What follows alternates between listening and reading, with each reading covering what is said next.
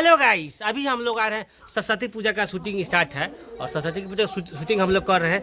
एक किरदार तो बन के रेडी हो गया और दूसरा किरदार के तैयार कर, इसको पीछे करिए, दिखाइए इसको। ये मेरा दूसरा किरदार है चाची जी का, और ये पहला जो चाची जी का रोल इसका निभा लिया है। और ये समीर बाबू है और हमारे ये इधर आकाश है।